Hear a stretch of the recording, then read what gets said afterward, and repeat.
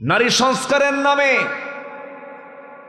পতিতাবৃত্তিকে যারা শ্রমের আওতায় আনতে চান, এটা নারীর প্রতিষ্ঠা নয়, নারীর সম্মান ধ্বংস করার পরিকল্পনা এগুলো। আমার মা পতিতাবৃত্তি করুক, এটাকে আমরা চাই? আমার মাদের সম্পর্ক আমরা দেখতে চাই বৈধ না অবৈধ? বলেন, তাদের সম্পর্ক হবে দৈহিক সম্পর্ক আমরা দেখতে চাই বৈধ না অবৈধ? বৈধ। পতিতাবৃত্তিকে শ্রমের আওতায় নিয়ে সেই ষড়যন্ত্রগুলো করা হচ্ছে। পশ্চিমাদের কোনো উস্কানিতে আমরা কান দেব না। আমরা সুস্পষ্ট ভাষায় জানান দিতে চাই, নারীর যে প্রকৃত অধিকার একমাত্র ইসলাম দিয়েছে। ইসলাম যে অধিকার দিয়েছে এর চাইতে বাড়াবাড়ি যারাই করবে অবশ্যই তাদেরকে আমাদের দেখে নিতে হবে। নারীর অধিকার প্রতিষ্ঠার জন্য আমাদের মাঠে ময়দানে কাজ করতে হবে। সবাই রাজি আছেন কিনা ইনশাআল্লাহ? আল্লাহ কবুল করুন, জোরে বলে আমিন। সম্মানিত ভাইয়েরা, নামাজ কায়েম করতে হবে। এরপর লজ্জাস্থানের হেফাজত করতে হবে। অনর্থক কথা মুখ থেকে বের করা যাবে না। আজে বাজে কোনো কথা ইমানদার মুখ থেকে বের করে না। ইমানদার যা বলবে অকাজের কথা না কাজের কথা। বলেন বলেন বলেন বলেন, অপ্রয়োজনীয় না প্রয়োজনীয়, অর্থবোধক না অনর্থক? অর্থবোধক কথা ইমানদার তার মুখ থেকে বের করবে। আজে বাজে কোনো কথা তার মুখ থেকে কখনো বের হতে পারে? তো অনর্থক কোনো কথা বলা যাবে না, বাহুদা কোনো কথা বলা যাবে না, অনর্থক কোনো গীবতের দিকে যাওয়া যাবে না, কারো সম্মান নিয়ে ঠেলাঠেলি করা যাবে না। যে ব্যক্তি কারো সম্মান নিয়ে ঠেলবে আল্লাহ তাকে বেইজ্জত করবেন। আল্লাহ বেইজ্জত করেন নাই? সাইদির ব্যাপারে, আল্লামা সাইদির ব্যাপারে বলা হলো উনি নাকি ধর্ষণ করেছেন, উনি নাকি মানুষের বাড়িতে আগুন দিয়েছেন। এ তো শয়তানও বিশ্বাস করবে। আপনাদের পাশেই তো বাড়ি, তার পাশে বাড়ি না? পাশেই তো বাড়ি। পিরোজপুর আর মোড়েলগঞ্জ তো পাশাপাশি। ওনার বাড়ি আর মোড়েলগঞ্জ একদম সাথে লাগানো। আমি গেছি মোড়েলগঞ্জের মাহফিলে, শুনলাম পাড়ের হাট থেকে লোক আসছে। পাড়ের হাটকে এখানে কেমন আসলো? হুজুর বাড়ি তো আমাদেরই পাশে, একদম পাশাপাশি। 84 বছর বয়সে একজন মানুষ। আমরা এতটুকু নিশ্চিত হতে পেরেছি, আমরা দেশের জনগণ বুঝতে পেরেছে যে লোকটার মধ্যে অন্তত ক্ষমতার লোভটা নাই। কি আসতে কন কেন? ক্ষমতার লোভ কি আছে? সব ঠিক ছিল, শুধু ইসলামটা যোগ হতো কত ভালো হতো। শুধু ইসলামটা একটু যোগ হওয়া দরকার। ইসলামী ব্যক্তিত্ব, ইসলাম শুধু যোগ হলে পরে একদম পরিপূর্ণ হয়ে যেত। কিন্তু মন্দের ভালো হিসাবে যেটা বলবো, আমি যেটা বলবো, এই লোকটা শেষ সময় এসে যে ঝুঁকিটা নিয়েছেন তার তো এগুলো প্রয়োজন ছিল না।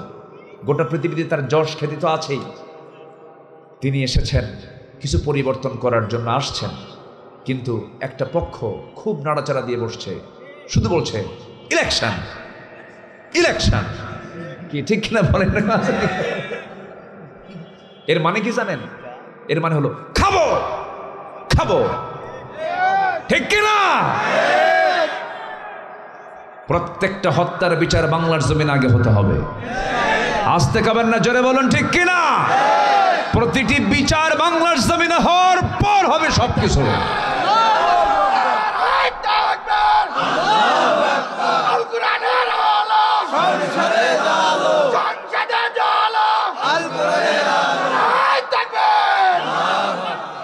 আল্লাহ কবুল করুন, জোরে বলি আমিন।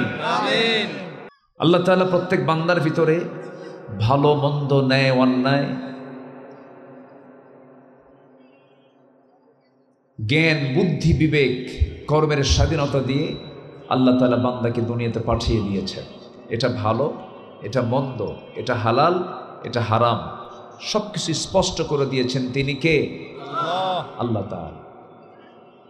এবং আল্লাহ তাআলা বান্দার সামনে কোরআনটাকে সুস্পষ্ট করে দিয়েছেন এবং বান্দাকে জানায় দিচ্ছেন, ফাআইনা তাযহাবুন ইন হুয়া ইল্লা যিকরুল লিল আলামিন। বান্দা তুমি কোথায় দৌড়াও, কোন দিকে দৌড়াও, কোন দিকে যাও? তোমার জিকিরের জন্য সবচেয়ে বড় জিকির হলো কোরআন। কোরআনটাকে সুন্দর করে তুমি ফলো করো, কোরআনটাকে মেনে চলো। তোমার ব্যক্তি জীবন থেকে শুরু করে নিয়া রাষ্ট্র জীবন পর্যন্ত, রান্নাঘর থেকে শুরু করে নিয়ে সংসদ পর্যন্ত তোমার যা কিছু প্রয়োজন সব আয়োজন মিটিয়ে দিয়েছেন এই কিতাবের মধ্যে। তিনি আমার কে? জোরে বলুন, তিনি আমার কে? আল্লাহ দিয়েছেন, কোনো কিছু তিনি বাদ রাখেন নাই। যেই দিন এই পৃথিবীতে প্রথম মানুষ দুজনকে পাঠায় দিয়েছেন, সেই দিন থেকে কোনো মানুষকে আল্লাহ রাব্বুল আলামিন কিতাব ছাড়া পাঠান নাই। আদম আলাইহিস সালাতু ওয়াস সালাম থেকে শুরু করে নিয়ে আমার নবী পর্যন্ত সমস্ত নবীরা ছিলেন, রাসূলরা ছিলেন কিতাব ছাড়া না কিতাবওয়ালা? বলেন, কিতাব ছাড়া না কিতাবওয়ালা? সব নবী রাসূল ছিলেন কিতাবওয়ালা। সব নবীদের দাওয়াত কিন্তু একই ছিল, সব নবীদের দিন কিন্তু একটাই ছিল, সব নবীদের কালিমা একটাই ছিল।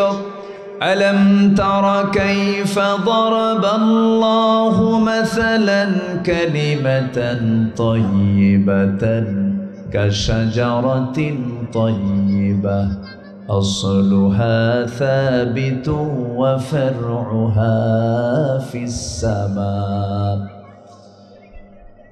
সমস্ত নবীদের কালিমা ছিল, সবাই বলি লা ইলাহা ইল্লাল্লাহু আদামু সফিয়ুল্লাহ, লা ইলাহা ইল্লাল্লাহু ইব্রাহিমু খলিলুল্লাহ, লা ইলাহা ইল্লাল্লাহু মুসা কালিমুল্লাহ, লা ইলাহা ইল্লাল্লাহু ঈসা রূহুল্লাহ।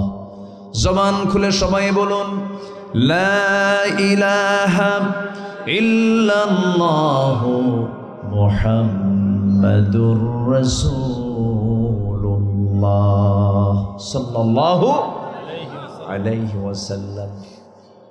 সব নবীর দিন একটাই ছিল। যেদিন আমরা পেয়েছি ইসলাম, সেই ইসলামটা আদম আলাইহিস সালামের সময় সেই ইসলামই ছিল। সব নবীদের দিন একটাই ছিল। যে দিনটা আল্লাহ সিলেকশন দিয়েছেন, তিনি বলছেন ইন্নাদ-দীনা ইনদাল্লাহিল ইসলাম। আল্লাহর কাছে মনোনীত দিন একটাই, তার নাম হলো ইসলাম। ইসলামকে ছেড়ে অন্য কোনো দিনকে গ্রহণ করা যাবে না, অন্য কোনো ইজমকে গ্রহণ করা যাবে না, অন্য কোনো তন্ত্রমন্ত্রকে গ্রহণ করা যাবে না। আল্লাহ যে দিন দিয়েছেন এই দিনের মধ্যে কোনো কিছু বাড়তি ঢুকানো যাবে না, আবার এখান থেকে মাইনাসও করা যাবে না, ইফরাত করা যাবে না, তাফরিদ করা যাবে না। যা দিয়েছেন হুবহু মানতে হবে। এটা হলো কার হুকুম? জোরে বলেন, কার হুকুম? আল্লাহর হুকুম। আমার দেশে আমি একটু খোলামেলাই বলি, 16 বছরও খোলামেলাই বলেছি। কখনো কোনো কিছুকে আড়াল করার চেষ্টা করিনি, গোপন করতে ভয় পেয়েছি, আল্লাহর ভয়। কারণ আমি আজকে গোপন করে কোনো কথা না বলে গেলাম, হাসরের দিন আপনি আমার বিরুদ্ধে মামলা দিবেন। আমাকে হক কথা বলার দরকার আছে না নাই? আছে। আমার দেশে ধরুন যতগুলো দল আছে, এর মধ্যে প্রথম কাতারের 4টা দল বড় দল। আমরা সবাই জানি, যারা সচেতন তারা জানি। 4টা দল আমরা যদি ধরে নেই, প্রথম কাতারের 4টা দল বড় দল। এরপর আরো তো দল আছে, এমনও দল আছে এক নেতা এক দল, কর্মী নাই। আছে না নাই? আছে। এবং তারা দীর্ঘদিন মন্ত্রিত্ব পালন করেছে, মন্ত্রীগিরি করেছে, মেম্বারের ভোটও পাবে না। এই খুলনা ডিভিশনের কুষ্টিয়ার ভেড়ামারার আল্লামা হাসানুল হক ইনু, নাম শুনছেন না? এই লোকের মুখে এই 16 বছরে শুধু একটাই জিকির ছিল, সেটা হলো জঙ্গি। এই জঙ্গি নাটকের মূল নাট্যকার, প্ল্যানার হচ্ছে ইনু। এই 8 মাস যাবৎ আমরা কি কোথাও কোনো জঙ্গির কোনো নাটক দেখতে পাচ্ছি? দেখতে পাচ্ছি? এরা প্ল্যান করে দিত বামগুলো, এই বাম রামেরা প্ল্যান করত। আর বাস্তবায়ন করতেন হচ্ছে যিনি এখন দিল্লি গিয়ে বসে আছেন, আলহাজ শেখ হাসিনা। আচ্ছা, হজরত শেখ হাসিনা।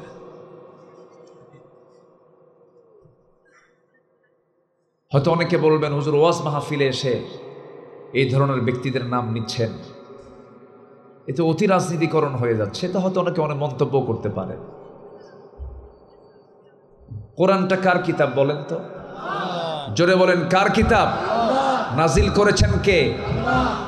5 ওয়াক্ত নামাজ পড়ি কি দিয়া? বলেন কি দিয়া? ইমাম সাহেব কি সূরা লাহাব পড়ে? আস্তে কর, সূরা লাহাব পড়ে কিনা? লাহাব কেন আসলো? কোরআনে কারীমের মধ্যে যদি আবু লাহাবের নাম আসে, বক্তৃতার মধ্যেও ফ্যাসিস্ট সরকার জালিমদের নাম আসতে হবে, ঠিক কিনা? আসতে হবে, আসতে হবে। হককে স্পষ্ট করতে হবে।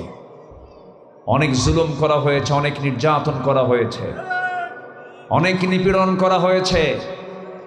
ফেরেশতা চরিত্রে মানুষগুলোকে জাতির সামনে অত্যাচার স্টিমরোলার চালিয়ে জাতিকে জিম্মি করে ফাঁসির মঞ্চে ঝুলিয়ে মারা হয়েছে এই সমস্ত লোকগুলোকে। তাফসীর মাহফিলের প্ল্যাটফর্ম থেকে সুস্পষ্ট ভাষায় জানান দিতে চাই শুরুতেই, অন্যায়ভাবে যে সমস্ত ব্যক্তিদেরকে হত্যা করা হয়েছে, সর্বশেষ আমার সন্তান 2000 সন্তানদেরকে জুলাই আগস্টে যে হত্যা করা হলো, প্রতিটি হত্যার বিচার বাংলার জমিনে হতে হবে। রাজি আছেন কারা কারা? হাত উঁচু করে দেখান মুসলমান।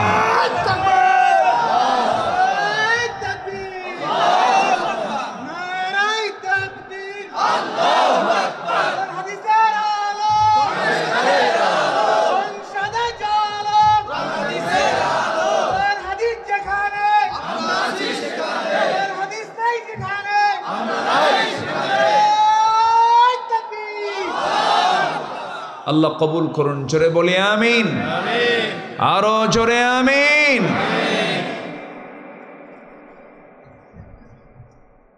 সম্মানিত ভাইয়েরা, সম্মানিত বন্ধুগণ,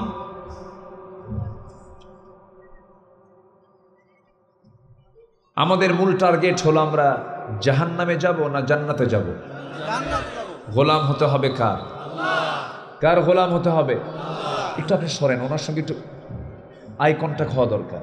এখনো ঠিক হয়নি কিন্তু। মাইক কোথায়? মাইক লাগাইছেন কোথায়? মাইক কই? এখনো দেন নাই? ও শেষে দিবেন।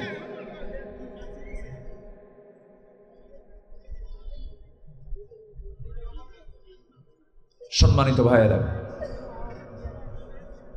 আমার কথা কি শুনতে পাচ্ছেন সবাই? আপনাদের কান ক্লিয়ার, কিন্তু আমার কান ক্লিয়ার না।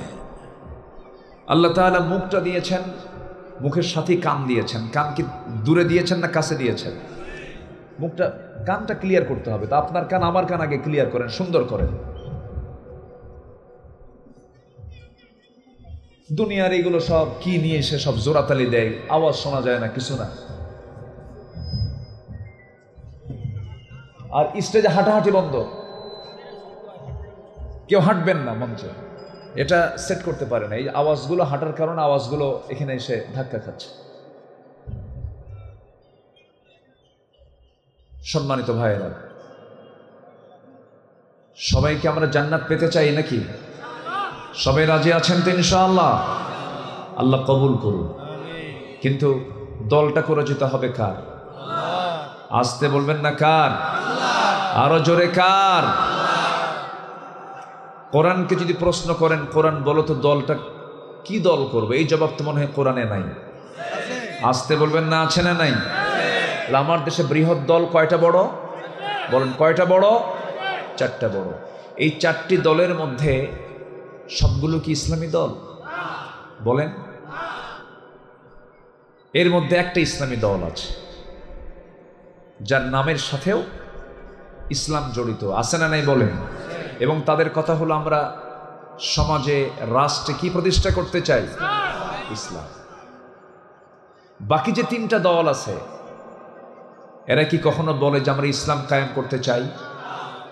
বলেন, চায় না। তাদের কিন্তু আহ্বান এটাও নাই যে আমরা জমিন আল্লাহর দিন কায়েম করতে চাই, কারণ তাদের দলগুলো ইসলামী দল না। একটু মনে রাখবেন, কথাগুলো একটু আপনাদেরকে গুরুত্ব সহকারে শুনতে হবে। কিন্তু আল্লাহ রাব্বুল আলামিন বলছেন, বান্দা শোনো,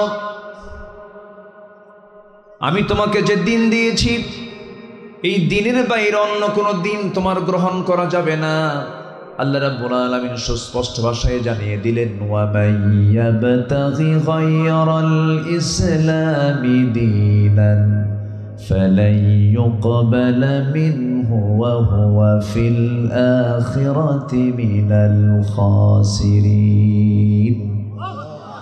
জীবন বিধান হিসাবে ইসলামকে ছেড়ে দিয়ে অন্য কোনো দিনকে যদি কোনো বান্দা গ্রহণ করে, ফালাই ইউকবালা মিনহু, আল্লাহ রাব্বুল আলামিন বলেন আমি তার কোনো কিছুই গ্রহণ করব না। আখিরাতে সে ক্ষতিগ্রস্তদের অন্তর্ভুক্ত হয়ে যাবে। অর্থাৎ দল যদি করতেই হয়, সেই দলটা করতে হবে কার দল? আসতে বলবেন না, কার দল? সেই দলের লোকগুলো কি করবে? ওয়ালতাকুম মিনকুম উম্মাতুন ইয়াদউনা ইলাল খায়রি ওয়া ইয়া'মুরুনা বিল মা'রুফি ওয়া ইয়ানহাউনা আনিল মুনকার ওয়া উলাইকা হুমুল মুফলিহুন। জোরে বলুন আল্লাহু আকবার। সেই দলের কাজ হবে তোমাদের মধ্যে এমন একটা দল থাকা দরকার, যে দল মানুষকে সৎ কাজের আদেশ দেবে, অসৎ কাজের নিষেধ করবে, বাধা প্রদান করবে। আর এই হলো সফল কাম। এই জন্য আমার বন্ধুগণ, দল তো করতেই হবে। সেই দলটা করব কার দল? আল্লাহ অন্য জায়গায় বলছেন, ওয়া মান ইয়াতাওয়াল্লাল্লাহা ওয়া রাসূলুহু ওয়াল্লাযীনা আমানু والذين آمنوا فإن حزب الله هم الغالبون। জোরে বলুন আল্লাহু আকবার।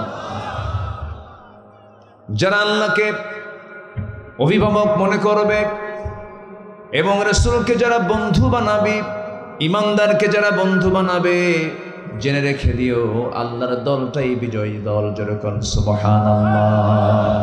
দল করে যাব কার দল? আসতে বলবেন না, কার দল? আল্লাহর দল। ইসলামী দল করতে হবে। অন ইসলামী কোনো দল করলে পরে বড় বেকায়দা হয়ে যাবে, কারণ কিয়ামতের দিন আপনি তো একা একা আল্লাহর সামনে হাজির হবেন না। আল্লাহ নিজে কোরআনে জানায়া দিচ্ছেন, ওয়া ইয়াওমা নাদউ কুল্লা উনাসিম বিইমামিহিম।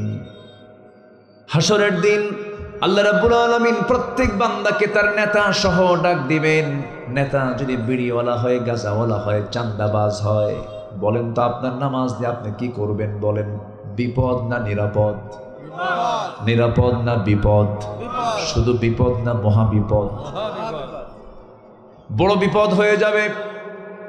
এই জন্য নেতৃত্ব মানতে গিয়ে চিন্তা করতে হবে।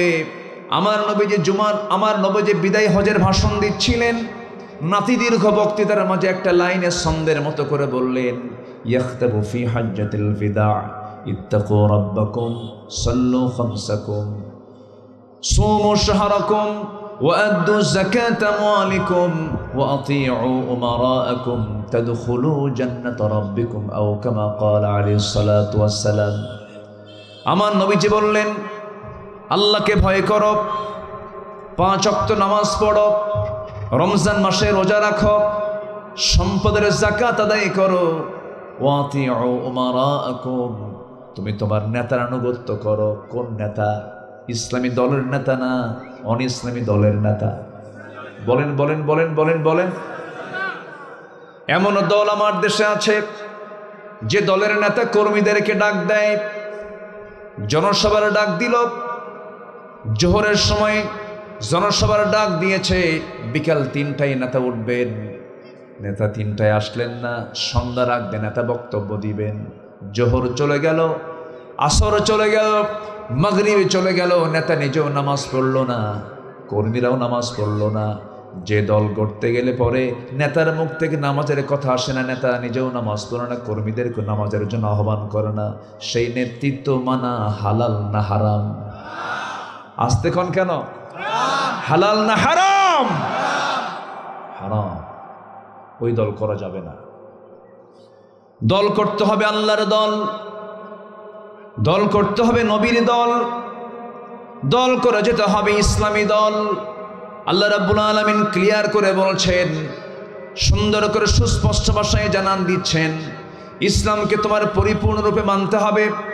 ব্যক্তিগত জীবনে তুমি একজন নামাজি হতে পারো, কিন্তু রাজনৈতিক জীবনে আল্লাহর দিন চাও না, তুমি তো নাস্তিক হয়ে গেছো। ঠিক কিনা? ঠিক কিনা? ঠিক কিনা? ব্যক্তিগত জীবনে সে নামাজি, ব্যক্তিগত জীবনে সে হাজি, কিন্তু পলিটিক্যাল ফিল্ডে গেলে বলে না আমি আল্লাহর দিন চাই না। সে কি নামাজি না সে ভণ্ড? প্রত্যেকটা জায়গায় ইসলামকে মানতে হবে। এক আনা না 16 আনা? আসতে বলবেন না, এক আনা না 16 আনা? 16 আনা। সম্মানিত ভাইয়েরা, তাহলে আমরা জান্নাত থেকে এসেছি, আমরা আবার কোথায় যেতে চাই বলেন তো? সেই জান্নাত প্রাপ্তির জন্য আমাকে কিছু কাজ করতে হবে। আমি মূল আয়াতের দিকে আস্তে আস্তে চলে যাচ্ছি। সূরাতুল কাহফের শেষ দুটি আয়াত, আল্লাহ রাব্বুল আলামিন এই আয়াতের ভিতরে 8টা জান্নাতের মধ্যে 1 নম্বর জান্নাতের অফার দিয়েছেন। যে বান্দা কাজগুলো করে আসবে আমি তাকে 1 নম্বর জান্নাতের অধিকারী করব। জোরে বলি সুবহানাল্লাহ। সেই জান্নাত প্রাপ্তির জন্য কোরআনের আলোকে 15টা করণীয় আছে আমাদের, 15টা কাজ আজকে আমরা শিখে যাব। জোরে বলি ইনশাআল্লাহ। কয়টা কাজ বলেন তো? 15টা কাজ। আমি আস্তে আস্তে একটা একটা করে বলবো। আগামীতে এই মাহফিল আরো সুন্দরভাবে হবে, সুসময়ে হবে। এখন তো একটা প্রতিকূল সময়, আজকে এখানে একটা জনতার ঢল নেমে যেত, কিন্তু মাগরিবের পর থেকেই চতুর্দিকে আমি যে পরিমাণ মেঘ দেখেছি বাস স্ট্যান্ডে, বাস স্ট্যান্ড বলে না, বাস স্ট্যান্ডে আমি যে পরিমাণ মেঘের ঘনত্ব দেখেছি, কালো মেঘ উঠে আসতেছিল। এবং আমি যখন এই মোংলা বাজার পাওয়ার আগে আরো 2-3 মাইল আগে রামপালের যে ওই যে কি বলে পাওয়ার প্ল্যান্ট যেটা, এটা আমি দেখতেছিলাম, ওই এরিয়াতে প্রচুর বৃষ্টি হচ্ছে, আমি বৃষ্টি পেয়েছি, চতুর্দিকে বৃষ্টি। আমার মনে হয় শুধু মাঝখানে বৃষ্টি নাই আজকে। বলি আলহামদুলিল্লাহ, জোরে বলি আলহামদুলিল্লাহ। আল্লাহর শুকরিয়া, আমি বৃষ্টি দেখেছি যে। আল্লাহু আকবার। আজকে জনতার ঢল নেমে যেত। যাই হোক, অনেকে রাস্তায় আটকে পড়েছেন, এমনকি অতিথিও আসতে পারেন নাই, বৃষ্টির কারণে আটকা পড়ে গেছেন, তারা আসতে পারেন নাই। ঝড়ও হয়েছে, বৃষ্টিও হয়েছে। যাই হোক, আগামীতে মাহফিল 1 দিন না 2 দিন হবে। জোরে বলি ইনশাআল্লাহ। কয়দিন হবে? আগে বছর পার হলে এরপরের বছর 3 দিন হবে এরকম করে এটি একটি পরিপূর্ণ প্রতিষ্ঠানের রূপ নেবে। জোরে বলি ইনশাআল্লাহ। কেন বললাম জানেন? আলোচনা ধারাবাহিকতার জন্য 1 দিন হয় না, 2 দিন হলে একটু ভালো হয়, 3 দিন হলে আরো ভালো হয়, 4 দিন হলে আরো ভালো হয়, 5 দিন হলে তো কথাই নেই। এই কালচারটা ইদানে একটু কমে গেছে। এটা চালু রেখেছিলেন বিশ্ব ইসলামী আন্দোলনের অন্যতম সিপাহ সালার শহীদ আল্লামা দেলাওয়ার হোসেন সাইদ রাহিমাহুল্লাহ। তিনি মাহফিল যেখানে করতেন একটানা 3 দিন 4 দিন 5 দিন পর্যন্ত তিনি করতেন না? চট্টগ্রামের প্যারেড ময়দান, রজব আলী ময়দান, আল্লাহ পাক আমাকে এবছর, আমি প্রথম দিন ছিলাম, দীর্ঘ 18 বছর পর মাহফিলটা শুরু হলো আবার। 29 বছর একটানা চালু রেখেছিলেন আল্লামা সাইদ রাহিমাহুল্লাহ। 29 বছর, 77 থেকে নিয়ে 2006 সাল পর্যন্ত, মাঝখানে 18 বছর করতে দেয়নি। এবার আবার শুরু হয়েছে। আল্লাহ তুমি দিন শোনার পথকে আমাদের জন্য সহজ করে দাও। দিন বোঝার পথকে আমাদের জন্য সহজ বানিয়ে দাও, জোরে বলি আল্লাহুম্মা আমিন। উনি সেখানে 5 দিন ব্যাপী করতেন। আল্লাহ যেন এই মাহফিলকে কিয়ামত পর্যন্ত কবুল করেন, জোরে বলি আমিন। কেন বললাম এই কথাগুলো বলার কারণ হলো, প্রথম বার্ষিকী তো, একটু সময় নিয়ে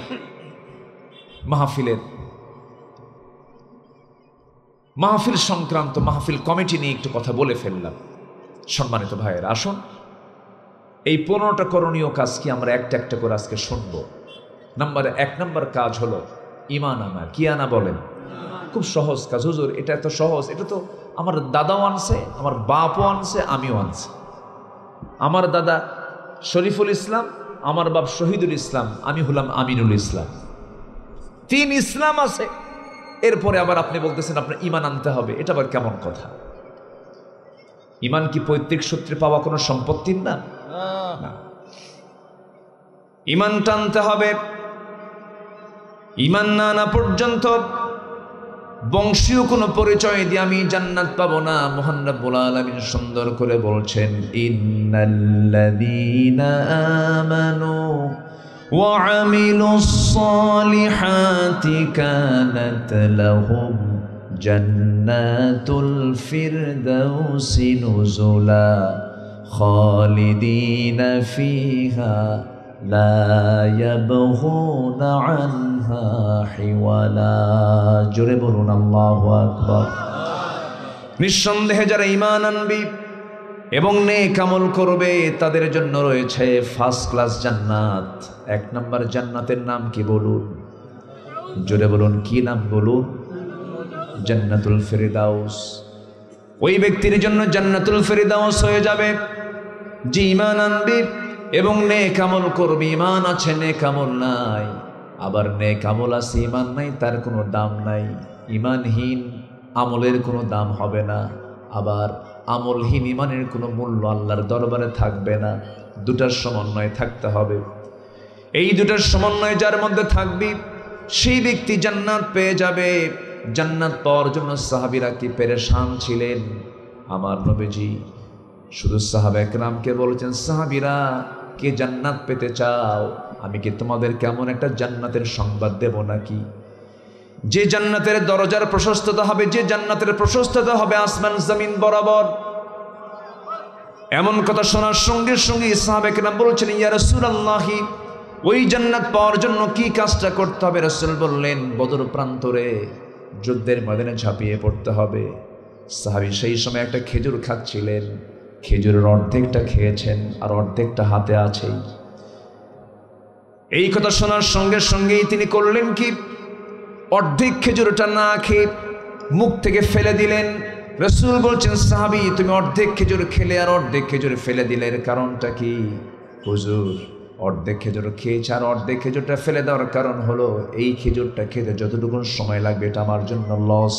এক্ষণে চলে গেলাম জিহাদের প্রান্তরে, শহীদ হয়ে জান্নাতে যেতে চাই।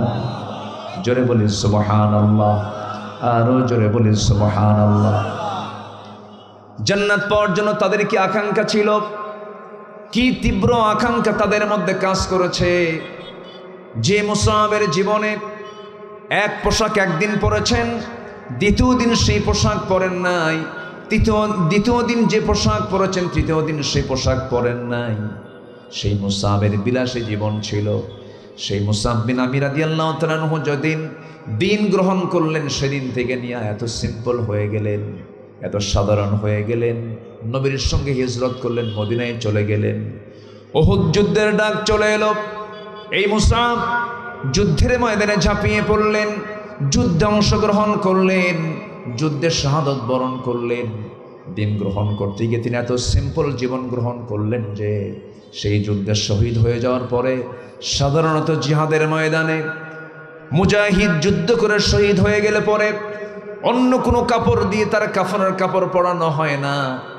যেই দেহে কাপড়টা থাকে ওই কাপড়টা দিয়ে তাকে সমাহিত করা হয়, রক্তাক্ত দেহ দিয়ে তাকে সম্পন্ন করা হয়, দাফন করা হয়, গোসল করানোর প্রয়োজন হয় না, কারণ ওই সমস্ত শহীদরা হাসরের দিন আল্লাহর সামনে ওই রক্ত মাখা কাপড় চোপড় নিয়ে, রক্ত মাখা দেহ নিয়ে আল্লাহর সামনে হাজির হয়ে যাবে। এবং তারা যখন আল্লাহর সামনে দাঁড়াবে, সেই সময় আল্লাহ বলবেন, ফিমা যদি আনফুক, তোমার নাক কেন কাটা, ও উদনক, তোমার কান কেন কাটা, রক্তাক্ত দেহ কেন, হাত পা কাটা কেন। সেই সময় ওই সমস্ত শহীদরা বলবে, আল্লাহ তোমার জমিনে তোমার দিন কায়েমের জন্য আমার নাকটা কাফেররা কেটে নিয়েছে, আমার কানটা কেটে নিয়েছে, আমার শরীরকে ছিন্ন বিচ্ছিন্ন করে দিয়েছে, তোমার সন্তুষ্টির জন্য দিন কায়েমের সংগ্রামে ঝাঁপিয়ে পড়েছিলাম জিহাদের ময়দানে। আল্লাহ সেদিন বলবেন, ও মুজাহিদেরা, আজকে তোদের সাক্ষ্য তোরা পূরণ করেছিস, যা কোনো হিসাব নেব না, বিনা হিসেবে জান্নাত দিয়ে দিলাম। এই মুসআব বিন আমির রাদিয়াল্লাহু তাআলা দুনিয়া থেকে বিদায় নিলেন, শাহাদাত বরণ করলেন। কি মজবুত ঈমান তারা এনেছিলেন, যে বিলাসী জীবন তার ছিল, দিন গ্রহণ করার পরে তার সম্পূর্ণ উল্টা হয়ে গেল। জিহাদে অংশগ্রহণ করেছেন, শহীদ হয়ে গেছেন, কিন্তু দেখা গেল তাকে দাফন করার জন্য যে কাপড় লাগবে, তার গায়ে যে কাপড়টা ছিল, সেই কাপড়টা দিয়া মাথা ঢাকলে পা ঢাকে না, পা ঢাকলে মাথা ঢাকে না। বুখারীর বর্ণনা, বুখারী শরীফের হাদিস এটা। পা ঢাকলে পরে মাথা ঢাকে না চাদর দিয়া, মাথা ঢাকলে পা ঢাকে না। আমার নবীর কাছে পরামর্শ চাওয়া হলো, ইয়া রাসূলুল্লাহ, আমাদের মুসআব শাহাদাত বরণ করেছে, তার কাফনের কাপড়টা আমরা পরাতে পারছি না কেন, কি হয়েছে? সতরটা বের হয়ে থাকে, মাথা ঢাকলে সতর বের হয়, আবার পাটা ঢাকলে মাথা বের হয়ে থাকে, কি করব আমরা? আমার নবীজি বললেন, কাপড় দিয়ে মাথার অংশটুকু ঢেকে দাও, আর পায়ের যে অংশ আছে তোমরা ইসখির নামক ঘাস দিয়া পাটা ঢেকে দিয়ে তাকে সমাহিত করে দাও। আমার বন্ধুগণ, ঈমান এনেছি আমরা, ঈমানের লালন করতে হবে, ঈমানের যত্ন আনতে হবে। ওয়াল্লাযীনা আমানু ওয়া লাম ইয়ালবিসু ঈমানাহুম বিযুলমিন উলাইকা লাহুমুল আমনু ওয়া হুম মুহতাদুন। জোরে বলুন আল্লাহু আকবার। ঈমান যারা আনবে এবং ঈমানকে যারা জুলুমের দ্বারা আচ্ছাদন করবে না, শিরকের দ্বারা যারা আচ্ছাদন করবে না, এই সমস্ত বান্দাগুলো আমার নিরাপত্তায় থেকে যাবে, এরাই হেদায়েত প্রাপ্ত বান্দা। অতএব ঈমান এনেছি, ঈমানকে অযত্নে রাখবো না যত্নে রাখবো? বলেন বলেন বলেন, ঈমানকে অযত্নে রাখবো না যত্নে রাখবো? ঈমানকে যত্নে রাখতে হবে, শিরিক থেকে দূরে রাখতে হবে, বেদাত থেকে দূরে রাখতে হবে, কুফুর থেকে দূরে রাখতে হবে, দুনিয়ার দল থেকে আমার ঈমানকে হেফাজতে রাখতে হবে। দল করতে হবে কার? আল্লাহ। আমার বন্ধুগণ, একটু কান লাগাবেন। জান্নাতে যাওয়ার জন্য কোরআনের আলোকে 15টা করণীয় আমরা আজকে শিখে যাব। 1 নাম্বার শিখলাম আমরা, আল্লাহ রাব্বুল আলামিন বলছেন ঈমানটা ভালো করে আনতে হবে, সৎ আমল নেক আমলগুলো করতে হবে। নাম্বার 1 হয়ে গেল। নাম্বার 2 হলো তাকওয়া অবলম্বন করতে হবে। ইন্নাল মুত্তাকিনা ফি জান্নাতিন ওয়া নাঈম ফাকিহিনা বিমা আতাহুম রাব্বুহুম ওয়া আকাহুম রাব্বুহুম আযাবাল জাহিম। জোরে বলুন আল্লাহু আকবার, আরো জোরে আল্লাহু আকবার। যার মধ্যে তাকওয়া থাকবে তার কোনো ভয় নাই, যার মধ্যে তাকওয়া আছে তার কোনো চিন্তা নাই। তাকওয়ার পুরস্কার হলো জান্নাত। আল্লাহ রাব্বুল আলামিন তাকওয়ার ব্যাপারে বহু জায়গায় বহু কথা বলেছেন। আল্লাহ রাব্বুল আলামিন সুন্দর করে মুত্তাকি হওয়ার জন্য কি কি গুণ অর্জন করা দরকার তা কোরআনের শুরুতেই বলে দিয়েছেন। কোরআনটা আমরা খুলবো, খোলার সঙ্গে সঙ্গে আল্লাহর পরিচয় পাবো, এরপরে মুত্তাকির পরিচয় পাবো। সূরা ফাতিহার মধ্যে কার পরিচয়? আসতে বলবেন না, কার পরিচয়? এরপর আমার আপনার পরিচয় কেমন হওয়া দরকার? আল্লাহ বলছেন, হুদাল্লিল মুত্তাকিনাল্লাযীনা ইউমিনুনা বিল গায়বি ওয়া ইউকিমুনাস সালাতা ওয়া মিম্মা রাযাকনাহুম ইউনফিকুন। والذين يؤمنون بما أنزل إليك وما أنزل من قبلك وبالآخرة هم يوقنون أولئك على هدى من ربهم وأولئك هم المفلحون جربون الله أكبر আরো আল্লাহু আকবার মুত্তাকি কাকে বলে হুদাল লিল মুত্তাকিন আল্লাযীনা ইউমিনুনা বিল গায়ব যারা অদৃশ্যের প্রতি যারা বিশ্বাস আনবে যারা নামাজ কায়েম করবে এবং আমি যে রিজিক দিয়েছি সেই রিজিক থেকে কিছু অংশ আল্লাহর পথে খরচ করবে এবং কিতাবের প্রতি বিশ্বাস রাখবে আখিরাতকে বিশ্বাস করবে এরাই হলো হেদায়েত প্রাপ্ত বান্দা এরাই হলো মুত্তাকি কার কথা আসতে বলবেন না কার কথা নামাজ পড়ার কথা আসছে না নামাজ কায়েমের কথা আসছে বলেন নামাজ পড়া নামাজ কায়েম করা নামাজ পড়া হলো ব্যক্তিগত কাজ আর নামাজ কায়েম হলো সামষ্টিক কাজ নামাজ কায়েমের কাজ কিন্তু একা করা যায় না নামাজ কায়েমের সংগ্রাম করতে গেলে এককভাবে হয় না এর জন্য সমষ্টি লাগে সংঘবদ্ধতা লাগে জমাতবদ্ধ হতে হয় এই জন্য একা থাকবো না সংঘবদ্ধ হব কার দলে আসতে বলবেন না কার দলে দল করা কি আরো জোরে দাওয়াত দেওয়া কি সৎ কাজের আদেশ করা কি অসৎ কাজের বাধা দেওয়া কি ফরজ সবই তো ফরজ কাজ এগুলো বাদ দেওয়া যাবে না তাকওয়া অবলম্বন করতে হবে আমাকে আপনাকে তাকওয়ার নীতিগুলো অবলম্বন করতে হবে অন্যায়কে অন্যায় মনে করে অন্যায়ের বিরুদ্ধে আমাকে আপনাকে দাঁড়াতে হবে ন্যায়ের পক্ষে কথা বলতে হবে তাআওয়ানু আলাল বিররি ওয়াত তাকওয়া ওয়ালা তাআওয়ানু আলাল ইসমি ওয়াল উদওয়ান জোরে বলুন আল্লাহু আকবার পরস্পরে ভালো কাজে তাকওয়ার কাজে সহযোগিতা করো ওয়ালা তাআওয়ানু আলাল ইসমি ওয়াল উদওয়ান এবং পাপাচারের কাজে তোমরা পরস্পর সহযোগিতা করো না তোমরা কি করবে ইন্নাল ইনসানা লাফি খুসরিন ইল্লাল্লাযীনা আমানু ওয়া আমিলুস সালিহাতি ওয়া তাওয়াসাউ বিল হাক্কি ওয়া তাওয়াসাউ বিস সাবর জোরে বলুন আল্লাহু আকবার এখানে ঈমান আনতে হবে নেক আমল করতে হবে পরস্পরে হকের দাওয়াত দিতে হবে পরস্পরে ধৈর্যের জন্য আমাকে আপনাকে পরস্পরের ধৈর্যের উপরে পরস্পরকে নসিহা করতে হবে উপদেশ দিতে হবে সেই পথে টিকে থাকার জন্য আহ্বান করতে হবে আমার বন্ধুগণ জান্নাতে যাওয়ার জন্য 15টা করণীয় কাজ আছে এক নাম্বার শিখলাম হলো ঈমান আনতে হবে নেক আমল করতে হবে নাম্বার 2 হলো তাকওয়া অবলম্বন করতে হবে তাকওয়া কি তার বাস্তব কিছু প্র্যাকটিক্যাল ছিলেন যারা প্র্যাকটিক্যাল দেখিয়েছেন তারা হচ্ছেন আম্বিয়া কেরাম তারা হচ্ছেন সাহাবায়ে কেরাম একজন সাহাবীর নাম এই মুহূর্তে মনে পড়ে গেল এত বড় বুজুর্গ মানুষ ছিলেন যার ব্যাপারে আমার রাসূল বলেছেন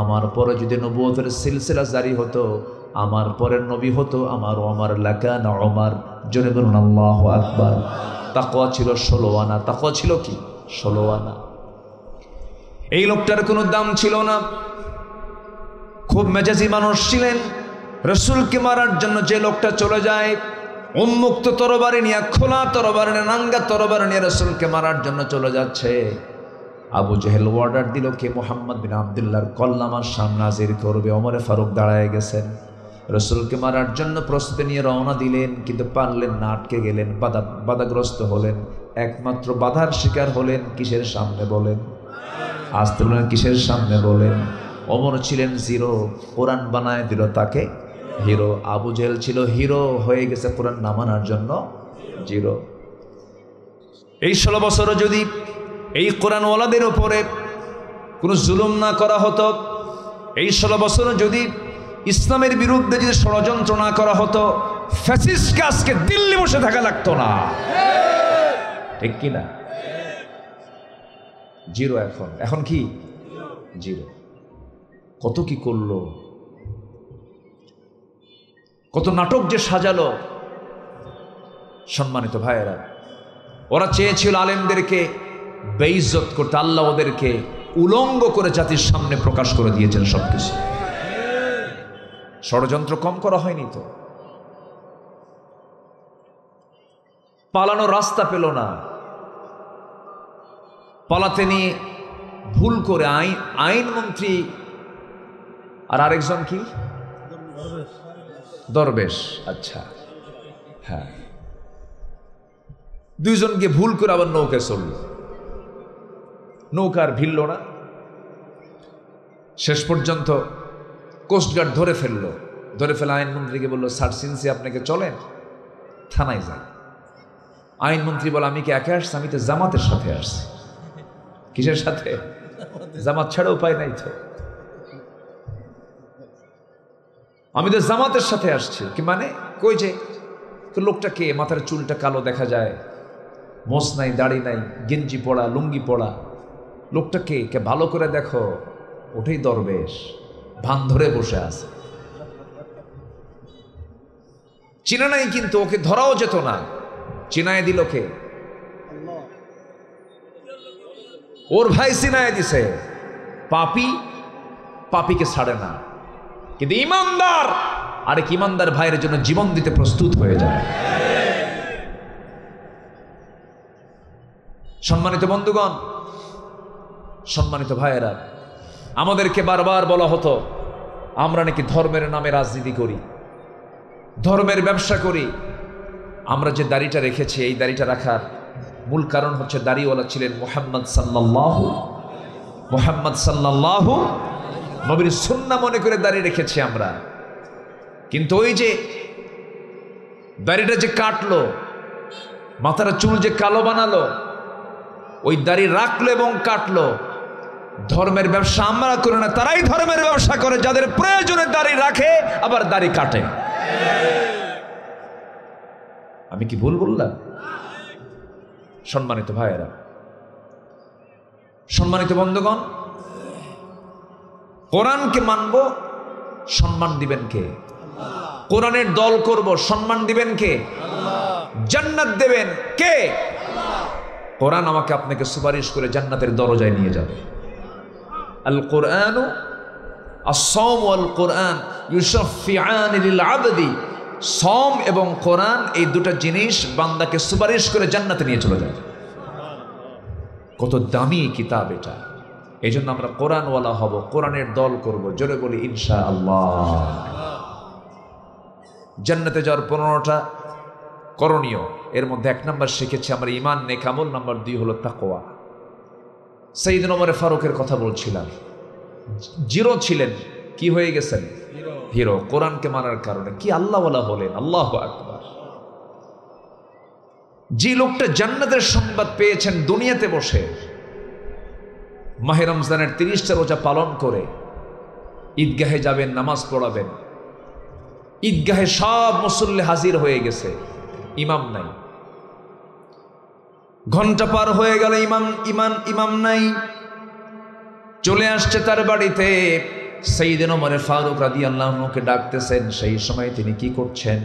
ওই সময় তিনি সেজদায় পড়ে ডুকরে ডুকরে কাঁদতেছেন। বলা হলো, আমিরুল মুমিনিন, মুসল্লিরা আপনার অপেক্ষায় আছে, আপনি কখন নামাজ পড়াবেন? আপনি কেন আজকের দিনে কাঁদতেছেন? আজকে আমাদের আনন্দের দিন। সাইয়েদনা ওমর ফারুক বলছেন, ভাইরা, তোমরা আনন্দ উল্লাস করছো, ভালো কথা। হয়তো রমজানের মধ্যে দিয়ে তোমাদের গুনাহগুলো মাফ হয়ে গেছে, আল্লাহ তোমাদেরকে মাফ করে দিয়েছেন। কিন্তু আমি আজ পর্যন্ত, এখন পর্যন্ত নিশ্চিত হতে পারলাম না আমাকে আল্লাহ পাক মাফ করেছেন কিনা। এই জন্য আমি সেজদায় পড়ে পড়ে ডুকরে ডুকরে আমি আল্লাহর দরবারে কান্দি। এটার নাম তাকওয়া। এটার নাম কি বলেন? তাকওয়া। আমার বন্ধুগণ, একজন সাহাবীর কাছে আমার নবীজি মুনাফিকের তালিকা রেখেছিলেন মদিনায়। ওই সাহাবীর কাছে একদিন হুযায়ফা রাদিয়াল্লাহু তাআলা আনহুর কাছে ওমর ফারুক চলে আসলেন।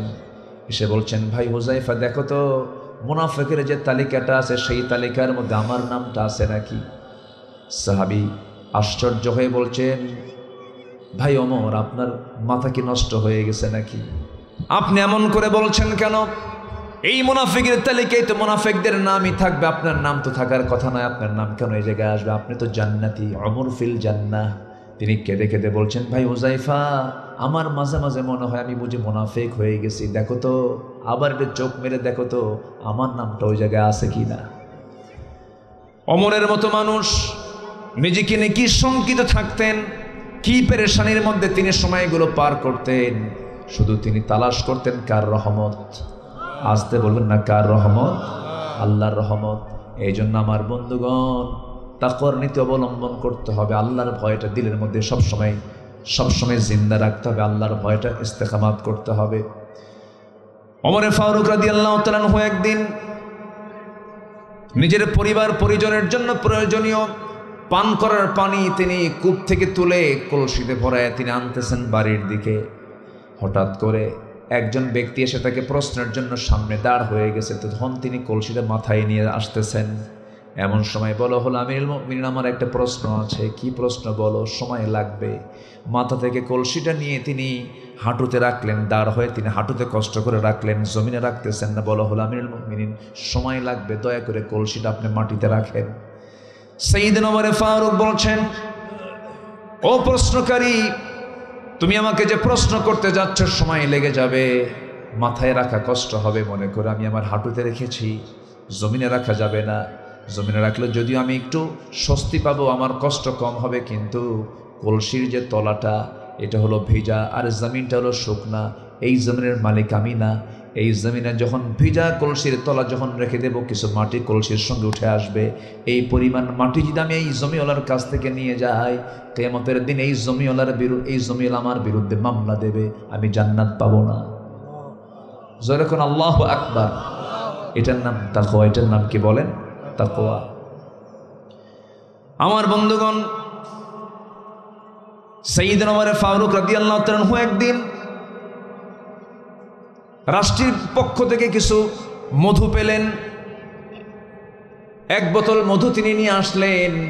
বোতল মধু নিয়ে এসে তিনি স্ত্রীর সামনে দাঁড়িয়ে বলছেন, বউ আমার, এই যে এক বোতল মধু, শুধু আমার ভাগে নয়, আমার দুই দিকে দুই চারজন প্রতিবেশী আছে, আমি সহ পাঁচজন প্রতিবেশীর 4জন এবং আমি সহ 5টা ভাগ, সমান ভাগে ভাগ করো তুমি মধুগুলো। মধুর বোতল নিয়ে তাকে 5টা ভাগ করতে বলা হলো। তার স্ত্রী করলেন কি, ভাগের কাজ শুরু করলেন, সমান ভাগে ভাগ করতেছেন। এমন সময় হঠাৎ করে তার মনে হলো, বলে ফেলেন, আমার স্ত্রী, দয়া করে তুমি ভাগ করাটা বন্ধ করে দাও, আমাকে মধুর বোতলটা দিয়ে দাও। মধুর বোতলটা নিলেন, সোজা তিনি প্রতিবেশীর কাছে চলে গেলেন। একজন প্রতিবেশীকে ডাক দিলেন, এদিকে আসো, এই যে মধুর বোতলটা তোমাকে দিলাম, সমান 5 ভাগে ভাগ করবে। সমান 5 ভাগে ভাগ করে একটা ভাগ তুমি আমাকে দেবে, বাকি 4 ভাগ তোমরা সুন্দর করে সমান ভাগে নিয়ে নেবে। তিনি করলেন কি, তার অংশের মধুটা নিয়ে স্ত্রীর সামনে দাঁড়িয়ে বলছেন, স্ত্রী, রাগ করা যাবে না, মন খারাপ করা যাবে না। আল্লাহর কসম করে বলি, আমি তোমার প্রতি অসন্তুষ্ট নই, আমি তোমাকে বিশ্বাস করি, আমি তোমাকে সন্দেহ করি না, কিন্তু আমি তোমাকে মধুভাগের দায়িত্ব আমি একটা বিশেষ কারণে দেই নাই। সেই কারণটা হলো, তুমি সমান ভাগে ভাগ করবে, কিন্তু মধু ভাগ করতে নিয়ে তুমি যদি হঠাৎ করে কম বেশি করবে, আমি বিশ্বাস করি না। তুমি সমান ভাগই ভাগ করবে, কিন্তু তুমি যখন মধুটা ভাগ করতে যাবে, তোমার হাতের মধ্যে কিছু মধু লেগে যাবে। সেই মধুটা যদি 1 ফোঁটা অথবা 2 ফোঁটা 3 ফোঁটা হয়, হাতে লেগে থাকে, মধু তো আমাদের ভাগে বেশি আসবে। এটা আমি চাই নাই মনে করে মধুভোগের দায়িত্ব আমি অন্যজনের কাঁধে দিয়ে দিয়েছি। যেরকম সুবহানাল্লাহ। এটার নাম কি? আরো জোরে, আরো জোরে। ঘোড়া কিনতে গেছেন তিনি। আজকের যুগে হুন্ডা কিনতে যায়, কি কিনতে যায়? হুন্ডা কিনতে যায়, সাইকেল কিনতে যায়। আগের যুগে ঘোড়া ছিল প্রধান বাহন। ঘোড়া কিনতে গেছেন, তার প্রয়োজনের জন্য ঘোড়া প্রয়োজন, তার প্রয়োজন পূরণের জন্য তিনি ঘোড়া কিনতে গেলেন।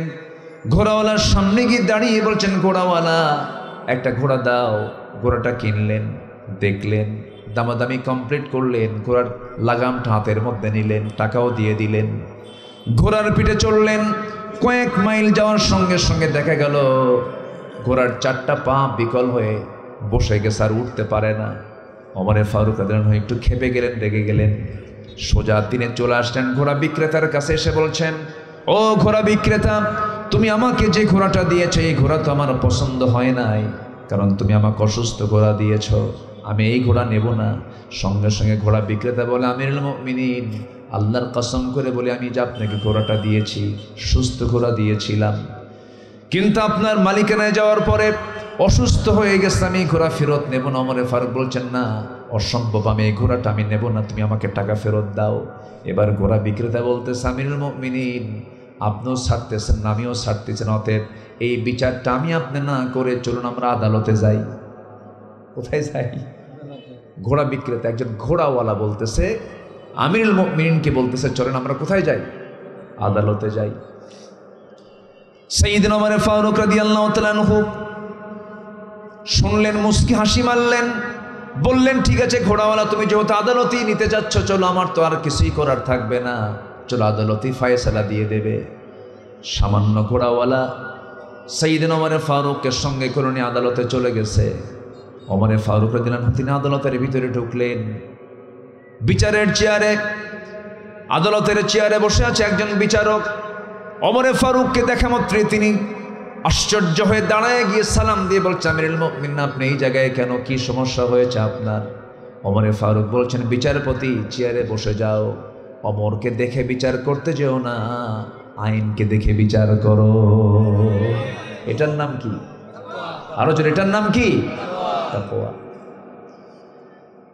সাইয়েদনা ওমর ফারুক রাদিয়াল্লাহু আনহু এবার বলছেন, বিচারক, বিচার করো। ঘোড়াওয়ালার কথাও শুনলেন, সাইয়েদনা ওমর ফারুক তার নিজের কথাটাও বললেন।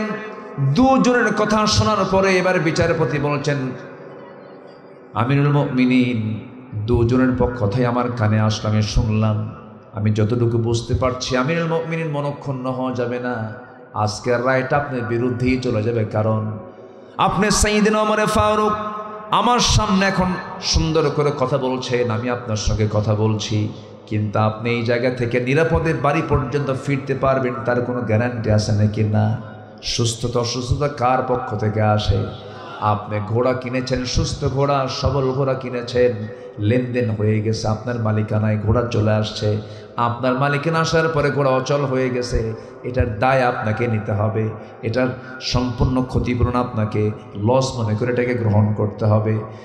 এই ক্ষেত্রে আপনি ঘোড়া ফেরত দিয়ে টাকা ফেরত নিতে পারবেন না। সাইয়েদনা ওমর ফারুক কিচ্ছু বললেন না, মাথাটা নিচু করে মুস্কি হাসি মেরে সে আদালত চত্বর থেকে বের হয়ে আসলেন।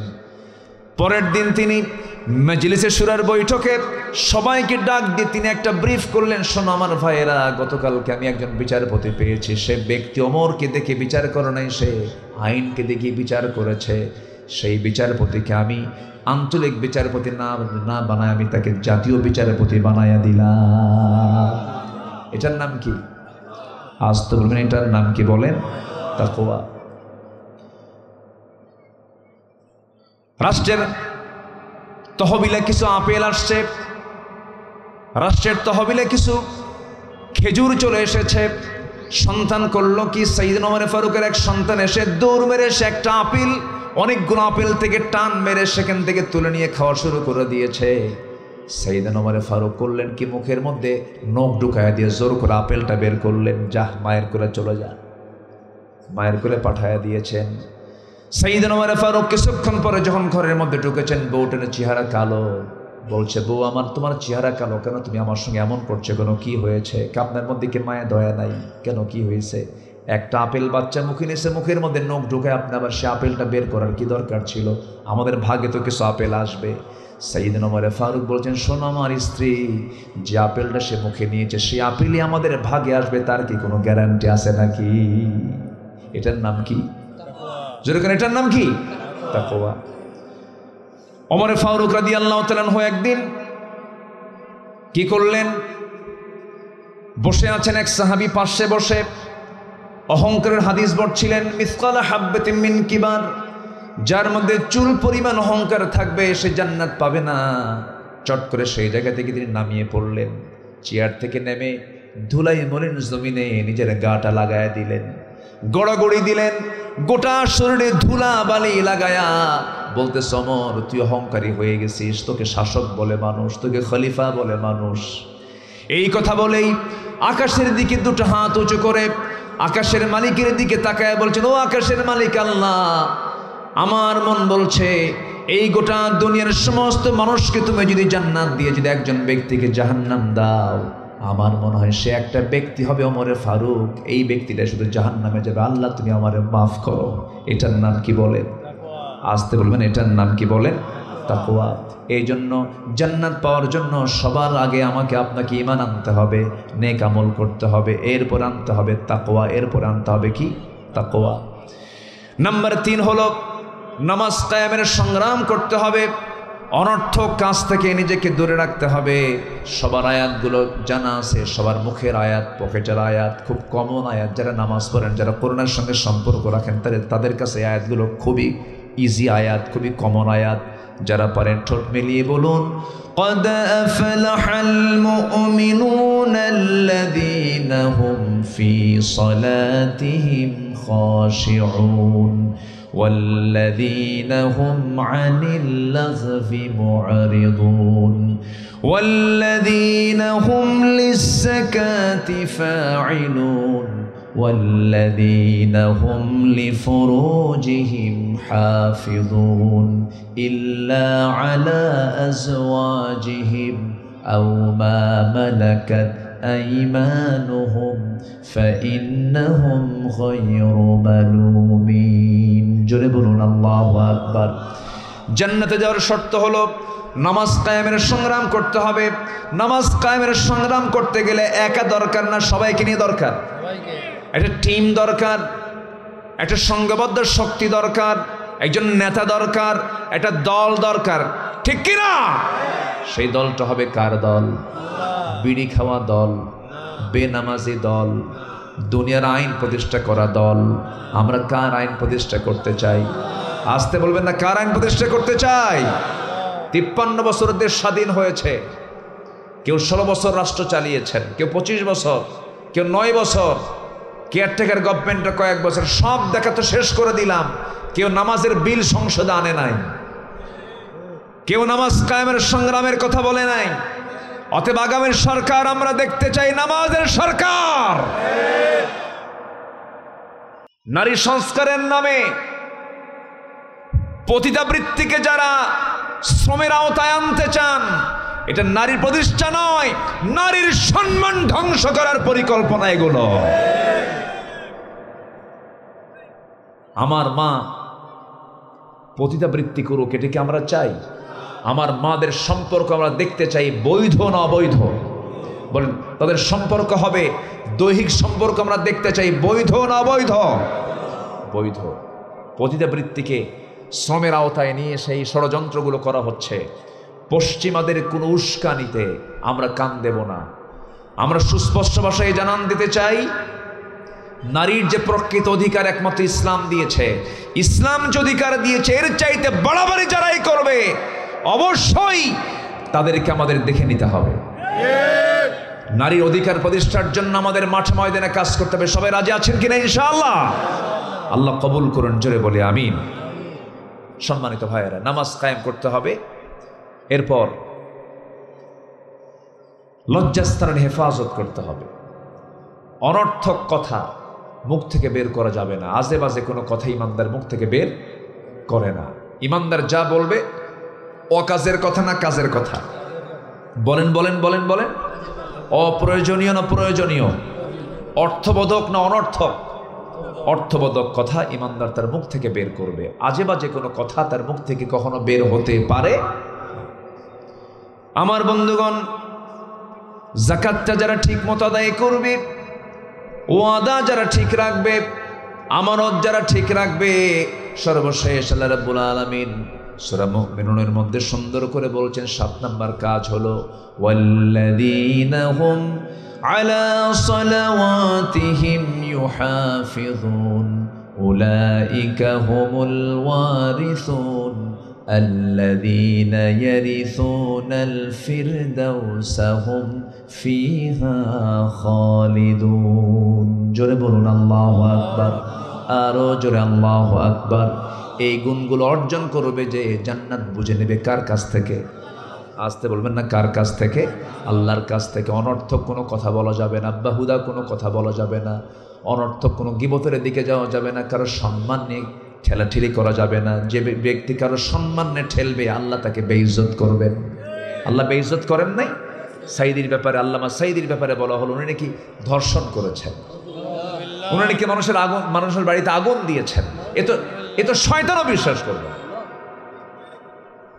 আপনাদের পাশেই তো বাড়ি, তার পাশে বাড়ি না, পাশেই তো বাড়ি। পিরোজপুর আর মোড়েলগঞ্জ তো পাশাপাশি, ওনার বাড়ি আর মোড়েলগঞ্জ একদম সাথে লাগানো। আমি গেছি মোড়েলগঞ্জের মাহফিলে, শুনলাম পাড়ের হাট থেকে লোক আসছে। পাড়ের হাটকে এখানে কেমন আসলো? হুজুর বাড়ি তো আমাদেরই পাশে, একদম পাশাপাশি। সম্মানিত ভাইয়েরা, এই জাতীয় ষড়যন্ত্র আগের থেকেই। একজন নবী ছিলেন, খুব রাগী নবী ছিলেন, যে নবী আল্লাহর সঙ্গে ডাইরেক্ট কথা বলতেন। বলেন কোন নবী? বলেন কোন নবী? মুসা আলাইহিস সালামের বিরুদ্ধে কত ষড়যন্ত্র ফেরাউনরা করেছে, কত প্ল্যান করেছে। মুসা আলাইহিস সালাম একদিন শুনতে পেলেন তার বিরুদ্ধে ফেরাউন একটা কুৎসা রচনা করেছে, গোটা দেশে ছড়িয়ে দিয়েছে। কি ছড়িয়ে দিয়েছে? মুসা আলাইহিস সালামের ব্যাপারে ফেরাউন বলে ফেললো যে মুসার শারীরিক ত্রুটি আছে, সে আল্লাহর নবী হয় কেমনে? শারীরিক ত্রুটিওয়ালা লোককে আল্লাহর নবী হয়? কি শারীরিক ত্রুটি? বললো যে মুসার এক শিরা ব্যারাম হয়েছে।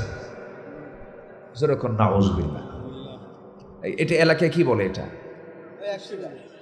হ্যাঁ, ওটাই বলে তো। যাচ্ছে, ঠিক আছে, ওটাই বলে।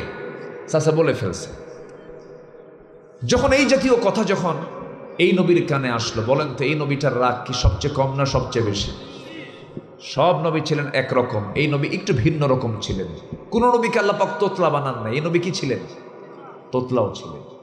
আর তোতলা যারা হয় তাদের রাগ কম হয় না বেশি হয়? একটু বেশি হয়। কিন্তু লোকগুলো সরল হয়। লোকগুলো কি হয়? সরল হয়। প্রচন্ড রাগী ছিলেন। তো ওনার কানে যখন এই জাতীয় কথা আসলো যে ওনার একটা ছোট একটা বড় এক শিরা, উনি গেছেন খেপে। খেপে গিয়ে বলছে, আল্লাহ আমার তো এই জাতীয় কোনো রোগ তুমি দাও নাই, আমি একজন নবী, আমি একজন আল্লাহর নবী, আমি একজন রসুল, আর আমার বিরুদ্ধে ফেরাউন এই জাতীয় কথা বলে গোটা দেশে টপ নিউজ করে দিয়েছে, এটা আমার মান সম্মানটাকে আল্লাহ তুমি কি করবা করো। আল্লাহকে বলে ফেললেন। তিনি কিন্তু আল্লাহকে মাঝে মাঝে প্রশ্ন করতেন, যখন যা মনে হতো তাই প্রশ্ন করতেন, মানে কথার চান্স পাইলে কথার ছাড়তেন না। যেরকম সুবহানাল্লাহ, কোরআনে কত কথা আসছে তাকে নিয়ে, পাতায় পাতায়। মুসার নাম আসানা নাই বলেন তো? আছে। খুব মানে একজন মডেল নবী ছিলেন। কি নবী ছিলেন বলেন? মডেল নবী, আদর্শের নবী ছিলেন। দাওয়াত দিতে হয় কেমনে সেই পদ্ধতি তিনি শিখিয়েছেন। ইযহাব ইলা ফিরআউনা ইন্নাহু তাগা, চলে গেছেন ফেরাউনকে কালিমার দাওয়াত দিতে। দাওয়াত দেওয়ার পথই বলছেন, আল্লাহ আমি তো দাওয়াত দিতে যাচ্ছি, তুমি আমাকে বললা, কিন্তু আমার তো জিব্বাই অসল, জিব্বা ঠিক নাই, জিব্বাটা তুমি আল্লাহ ঠিক করে দাও। আল্লাহ বললেন, তোমার জিব্বা আমি ঠিক করে দিলাম, বলো রব্বি ইশরাহ লি সাদরি ওয়া ইয়াসসির লি আমরি। সুন্দর করে দোয়াটা শিখে নিলেন, কালিমার দাওয়াত দিতে গেছেন। আল্লাহ বললেন যে মুসা দাওয়াত তো দিতে যাচ্ছ, একটু নরম সুরে কালিমার দাওয়াত দিও। কাল্লা নরম সুরের কথা যদি আমাকে বলো, আমার তো হবে না, আমার তো গরম সুর। তুমি যদি নরম সুরের কথা বলো, আমার ভাই, আমার বড় ভাই হারুন, সে আমার চাইতে হুয়া আফসাহু মিন্নি, সে আমার চাইতে সুন্দর করে কথা বলতে পারে। সুন্দর তার ফাসাহাত, সুন্দর তার বালাগাত, তার কথার সুর ভালো, তার বাচনভঙ্গি ভালো, প্রেজেন্টেশন ভালো, উপস্থাপনা ভালো। আল্লাহ তুমি তাকে আমার সহকারী করে দাও, আমার সঙ্গে তুমি দিয়ে দাও। আল্লাহ বললেন, মুসা তোমার মুখে যখন তোমার ভাইয়ের প্রশংসা শুনলাম, তাকে কি আর এমনি পাঠানো যায়? এই মুহূর্তে আমি তাকে নবুয়ত দিয়ে দিলাম। তাহলে কয়জন নবী হলো? দুই ভাই দুই নবী, দুই ভাই দুইজন নবী হয়ে গেলেন। দুজন মিলে গেছেন কালেমার দাওয়াত দিতে। ফেরাউন সামনে দাঁড়ায় বলে, মুসা কি বলো? কাল্লা মানে পাঠায় দিছে, তাড়াতাড়ি কালেমা পড়ে মুসলমান হয়। কি কথা কি বুঝতেছেন? সোজা কথা। তো ফেরাউন বলতেছে, ঠিক আছে ভালো কথা, তোমার সঙ্গে এটা কি আসছে? আমার ভাই হারুন, এটাও আল্লাহর নবী। ফেরাউন বলে, তোমার আল্লাহর কাজ নাই কাম নাই, একই ঘরে দুই নবী। উনি গেছেন খেপে, হাতে থাকতো কি বলেন? লাঠি থাকতো। তিনি লাঠি দেখায় ফেললেন এবং প্রচন্ড খেপে গেলেন তিনি। সেই নবীর বিরুদ্ধে ফেরাউন যখন এই একটা শারীরিক ত্রুটির কথা যখন সে বলে ফেললো, তিনি এটাকে আল্লাহর কাছে বলে ফেলেন, আল্লাহ তুমি এটার বিচারটা তুমি করে দাও। আল্লাহ সময় নিলেন না, ক্ষেপণও করলেন না, বললেন, মুসা আমি সম্পূর্ণ প্র্যাকটিক্যাল তোমাকে দেখায় দেবো, যাও। যেরকম সুবহানাল্লাহ। মুসা আলাইহিস সালাম একদিন গোসল করার জন্য তিনি পানিতে নামলেন। সেই দিন বিকল্প কোনো তার পায়জামা ছিল না, লুঙ্গি ছিল না। ওই যে লুঙ্গি তিনি পরবেন, ওই লুঙ্গিটাই তার পরনে ছিল। তিনি গোসল করবেন, বিকল্প কোনো কাপড় না থাকার কারণে ওই লুঙ্গিটা করলেন কি, একটা পাথরের উপরে রেখে দিলেন। পাথরের উপরে রেখে দিয়ে তিনি পানির মধ্যে নামলেন, গোসলটা করলেন। গোসল করার পরে তিনি চিন্তা করেন গোসলটা করে তিনি আবার সেই লুঙ্গিটাই পরবেন। লুঙ্গি পাথরের উপরে রেখে যখন গোসল করা তিনি শুরু করেছেন, গোসল করা শেষ। গোসল করা শেষের পরে যখন তিনি লুঙ্গিটা পরে যখন লুঙ্গিটা নিয়ে যখন আবার তিনি পরিধান করবেন, এমন সময় আল্লাহ পাথরকে অর্ডার করলেন, পাথর মুসার লুঙ্গি নিয়ে আমার দৌড়। আল্লাহু আকবার বলবেন, দৌড় মার। সহি কথা। লুঙ্গি নিয়ে যখন পাথর দৌড় মারা শুরু করলো, পাথরের তো কোনো প্রাণ নাই, মাটিরও তো কোনো প্রাণ নাই, কিন্তু এই মাটির দেহে প্রাণ দিয়েছেন কে? অনস্তিত্ব থেকে অস্তিত্ব দিতে পারেন কে? অসম্ভবকে সম্ভব করতে পারেন কে? আল্লাহ পারেন। ওই পাথরের মধ্যে প্রাণ আল্লাহ পাক ঢুকাইয়া দিলেন, পাথর নিয়ে দৌড় মারা শুরু করে দিয়েছে লুঙ্গিটা। পাথরও দৌড়ায়, পিছনে মুসাও দৌড়ান। আল্লাহ রাব্বুল আলামিন তার স্মৃতি থেকে তিনি যে উলঙ্গ, এই কথা ভুলে দিয়েছেন, তিনি উলঙ্গ হয়ে আছেন, এটা তার মনেই নাই। হাতের মধ্যে লাঠি, তিনি সেই লুঙ্গিটা নেওয়ার জন্য পাথরের পেছনে দৌড়াচ্ছেন। পাথরও দৌড়ায়, নবীও দৌড়ান। দৌড়াতে গিয়ে ওই পাথর গিয়ে আল্লাহ পাক তাকে অর্ডার দিয়েছেন, পাথর তুই এই লুঙ্গিটা নিয়ে সোজা ফেরনের দরবারে যাবি। কার দরবারে? ফেরনের দরবারে চলে গেছে। ফেরন তার মন্ত্রী পরিষদ নিয়ে বিশাল বৈঠকে বসে গেছে, সব মন্ত্রীর সামনে হাজির।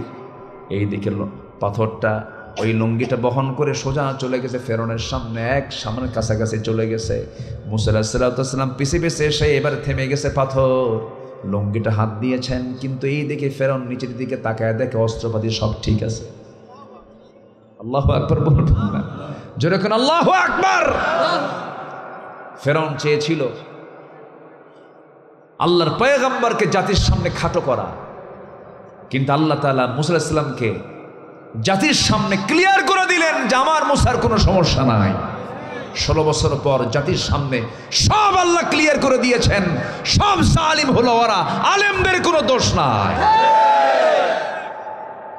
ঠিক কি না? আল্লাহ আছেন, আল্লাহ আছেন না নাই? মুরব্বীরা বলতো ও না মরা পর্যন্ত উপায় নাই, বলতো না? কিন্তু মরা লাগছে, তাজাই আছে। কিন্তু দেশে আছে না দিল্লি আছে? দেশে আছে না দিল্লি আছে? দিল্লি। দেখেন 25 বছর আগে আল্লামা সাইদি বলতে পারতেন লন্ডনে চলে যাবে, সেখানে তার বোনের বাড়ি আছে, ভাগ্নির বাড়ি আছে। বিআই বাড়ি হলো আমেরিকা চলে যাবে। তার বিআই বাড়ি বললো না, বোনের বাড়ি বললো না, বললো কি? মামু বাড়ি দিল্লি। এখন গেছে কোথায়? দিল্লি। সম্মানিত ভাইয়েরা, আমরা কি সবাই জান্নাত পেতে চাই? জান্নাতে যাওয়ার জন্য 15টা করণীয় কাজ আমরা এতক্ষণে শিখে নিলাম। হলো নাম্বার 1 হলো ঈমান আনা, নেক আমল করা। নাম্বার 2 তাকওয়া অবলম্বন করা। নাম্বার 3 হচ্ছে নামাজ কায়েম এবং অনর্থক কাজ থেকে নিজেকে বিরত রাখা। নাম্বার 4 হলো রোজা পালন করা। ফরজ রোজা কয় মাস? আর নফল রোজা সারা বছর। বলেন সারা বছর। সারা বছরের মধ্যে নির্দিষ্ট দিন ছাড়া যদি কেউ সারা বছর রোজা রাখে তাতে কোনো বাধা নাই। রোজা তো রাখি, এখন সারা জীবন রোজা রাখে না। এখন ডায়াবেটিস হওয়ার কারণে সকালেও না খায় থাকে, সন্ধ্যাও না খায় থাকে। কি ঠিক কিনা বলেন? রোজা আমার আপনার জন্য ক্ষতির কোনো কারণ না, রোজা আমার আপনার জন্য ভালো। বলি আলহামদুলিল্লাহ, জোরে বলি আলহামদুলিল্লাহ। আমার নবীজি সোমবার এবং বৃহস্পতিবার রোজা রেখেছেন মুহাম্মদ সাল্লাল্লাহু আলাইহি ওয়াসাল্লাম। প্রত্যেক মাসের 13, 14, 15 তারিখে রোজা রেখেছেন মুহাম্মদ সাল্লাল্লাহু আলাইহি ওয়াসাল্লাম। রোজা রাখলে পরে ভালো। রোজার মধ্য দিয়ে আল্লাহর নৈকট্য হাসিলটা খুব সহজ হয়। নামাজ দেখা যায়, হজ দেখা যায়, আলহাজ নামাজ দেখা যায়, সেক্রেটারি সাহেব নামাজি। দান করলে শোনা যায় লোকটা দান করে, দেখা যায়। দানবীর দেখানো যায়, নামাজ দেখানো যায়, হজ দেখানো যায়। রোজা আসতে কয় দেখানো যায়? দেখানো যায় না। কেন দেখানো যায় না? এটা এমন একটা ইবাদত, পৃথিবীর কোনো লোকের সঙ্গে এটার সম্পর্ক নাই। সম্পর্ক বান্দার কার সাথে? আসতে বলবেন না, কার সাথে? সাউথ কোরিয়া গিয়েছিলাম বেশ কয়েক বছর আগে। ওই দেশের মানুষ হলো বৌদ্ধ ধর্মের অনুসারী বেশি। বিশেষ করে এশিয়ার ভিতরে বৌদ্ধ লোক বেশি। এশিয়া ধরেন, চায়না ধরেন, চীন, জাপান, তাইওয়ান, কোরিয়া, তারপরে থাইল্যান্ড, ভিয়েতনাম, এগুলো সব হচ্ছে মানে বৌদ্ধ, মানে বুদ্ধিস্টের অনুসারী তারা। এবং গোটা পৃথিবীতে যত ধর্ম আছে, ফার্স্ট যে ধর্মের লোক সবচেয়ে বেশি পৃথিবীতে সেটা হচ্ছে বৌদ্ধ ধর্মের লোক বেশি। তো আমি সাউথ কোরিয়া গেলাম, এক প্রবাসী আমার দেশেরই মানুষ, তো ওনার সঙ্গে গল্প করতেন। উনি আমাকে বলেন, ভাই আমার এক মালিক, আমি যার অধীনে চাকরি করি, রমজান মাসে আমি রোজা আছি, সে রোজা বোঝে না। তো রোজার দিন দুপুরবেলা আমাকে হাতে পানি ধরায় বলে, পানি খা, তোর চেহারা তো শুকায় গেছে। বললাম, ভাই আমি তো রোজা আছি, আমি পানি খেতে পারবো না। রোজা কি? কে না খেয়ে থাকা। কেন না খেয়ে থাকা? আল্লাহ আমাকে মানা করছে। তোর আল্লাহ কে? আমার আল্লাহ মানা করছে। মানা করার কারণে খাই না। মানা করছে ভালো কথা, তো পানিটা নিয়ে লুকায় খা। কি কথা কি বুঝছেন?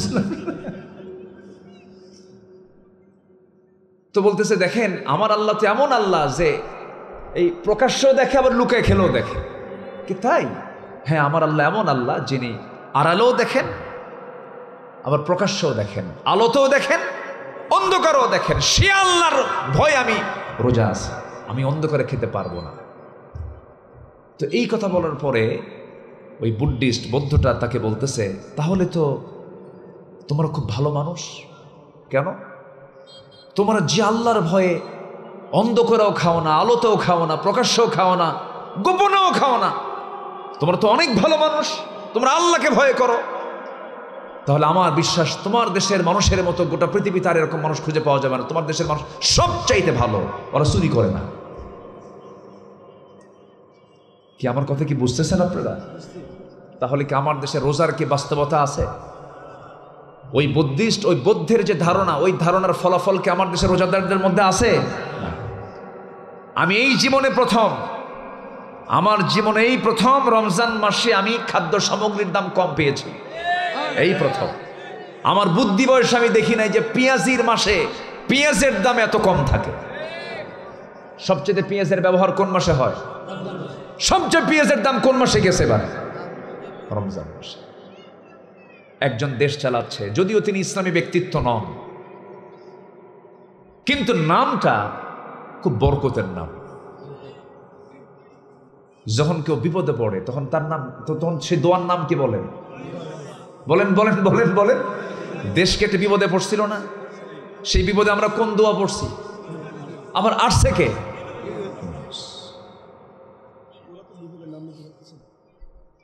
তো শুধু ইউনুস না, সাথে আবার সামনে আরেকটা নাম আছে, মুহাম্মদ ইউনুস। কয় নবী বলেন? কয় নবীর নাম বলেন? বরকত তো থাকতেই হবে। দুই নবীর নাম একজন দখল করে আছে। 84 বছর বয়সে একজন মানুষ।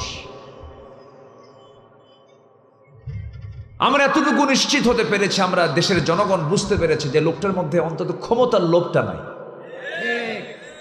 কি আসতে কন কেন? ক্ষমতার লোভ কি আছে? সব ঠিক ছিল, যদি শুধু ইসলামটা যোগ হতো কত ভালো হতো। শুধু ইসলামটা একটু যোগ হওয়া দরকার। ইসলামী ব্যক্তিত্ব, ইসলাম শুধু যোগ হলে পরে একদম পরিপূর্ণ হয়ে যেত। কিন্তু মন্দের ভালো হিসাবে যেটা বলবো, আমি যেটা বলবো, এই লোকটা শেষ সময় এসে যে ঝুঁকিটা নিয়েছেন, তার তো এগুলো প্রয়োজন ছিল না। গোটা পৃথিবীতে তার যশ খ্যাতি তো আছেই। তিনি এসেছেন কিছু পরিবর্তন করার জন্য আসছেন, কিন্তু একটা পক্ষ খুব নাড়াচাড়া দিয়ে বসছে, শুধু বলছে ইলেকশন ইলেকশন। কি ঠিক কিনা বলেন? এর মানে কি জানেন? এর মানে হলো খাবো খাবো, ঠিক কিনা? প্রত্যেকটা হত্যার বিচার বাংলার জমিন আগে হতে হবে। আসতে খাবেন না, জোরে বলুন ঠিক কিনা? প্রতিটি বিচার বাংলার জমিনে হওয়ার পর হবে সবকিছু।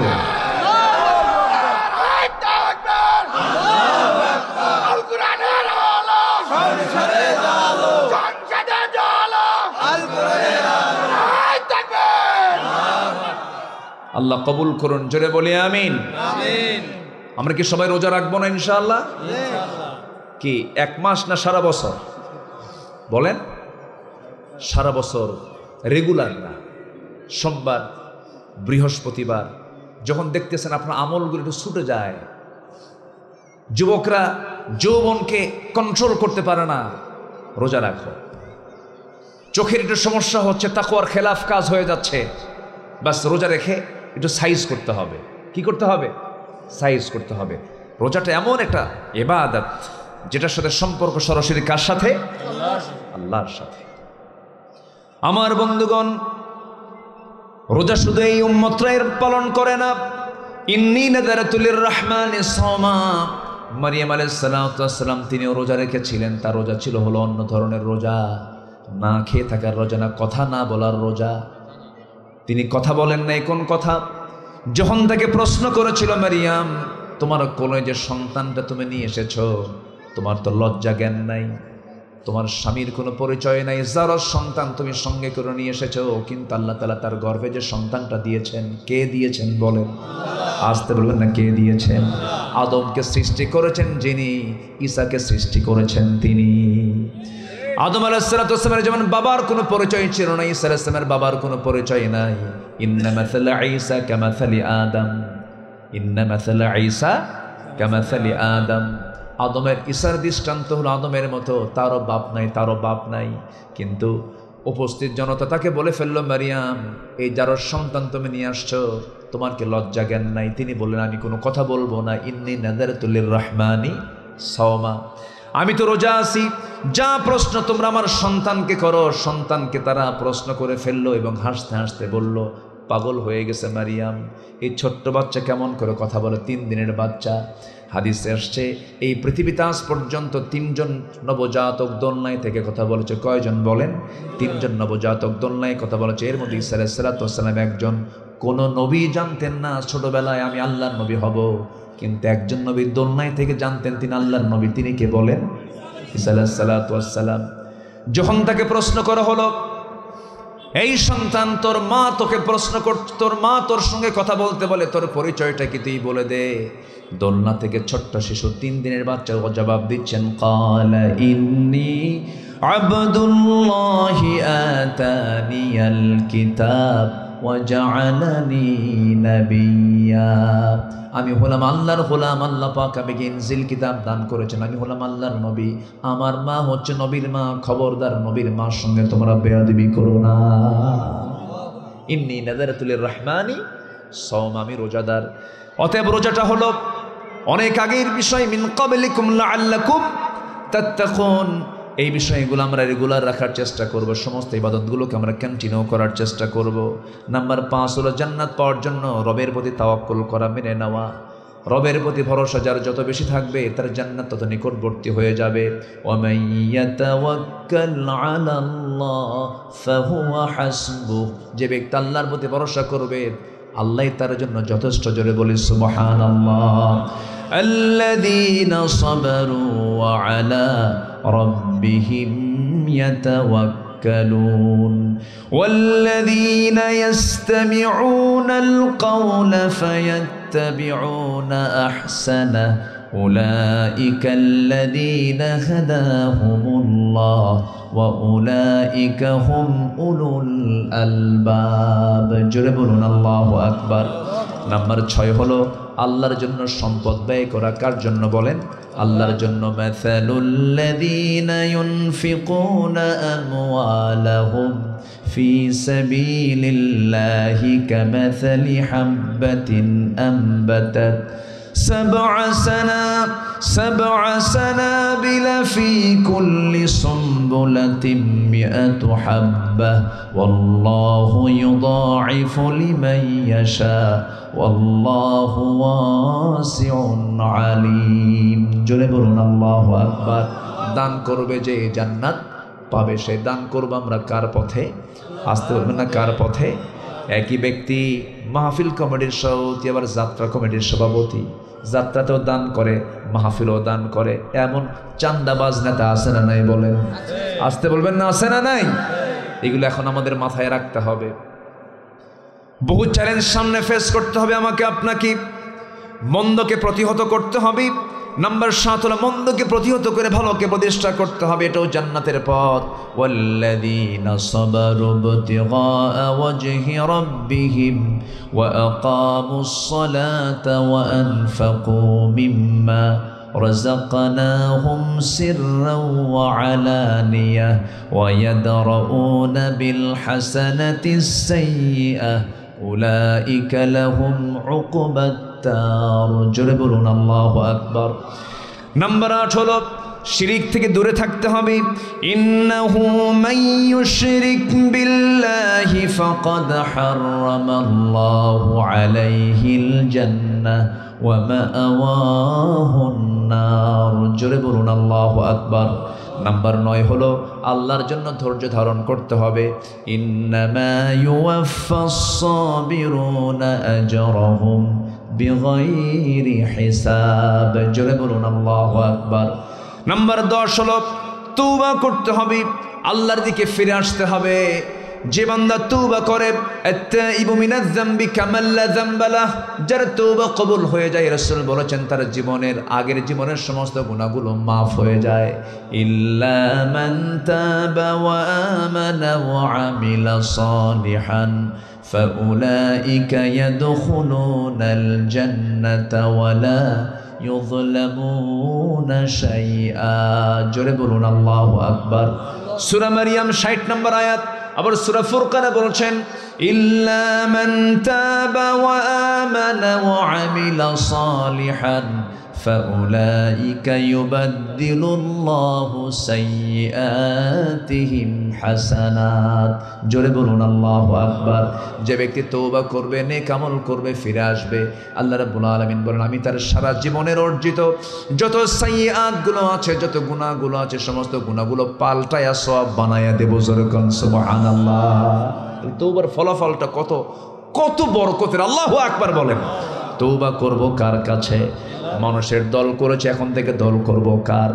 চুরি করেছি করব না, জেনা করেছি জেনার দিকে যাব না, মানুষের হক নষ্ট করেছে আর হক নষ্ট করব না, জুলুম করেছে আর জুলুমের দিকে যাব না, শিরিক করেছে শিরিকের দিকে যাব না, ব্যবসায় ভেজাল করেছে আর ভেজাল করতে যাব না। এই সমস্ত কাজগুলোকে যদি বন্ধ করে একদম যদি ইখলাসের সাথে যদি কোনো বান্দা তওবা করে ফিরে আসে, আমার বন্ধুগণ আমি একটা প্রশ্ন করব। বাপের 4টা ছেলে, এই 4টা ছেলের মধ্যে 3টা ছেলেটা খুব ভালো, কিন্তু একটা ছেলে খুব দুষ্ট। বাপ মার নজর কার দিকে থাকে? বলেন বলেন বলেন বলেন, কার দিকে থাকে? ওই 3টার কোনো খবর রাখে না, বাপ মা শুধু ওই নজরটাই রাখে ওই ছোট দুষ্ট ছেলেটা কখন ভালো হয়ে যাবে, বারবার আল্লাহর কাছে চায়। আর আল্লাহকে বলে আল্লাহ আমার দুষ্ট ছেলেটাকে ভালো করে দাও।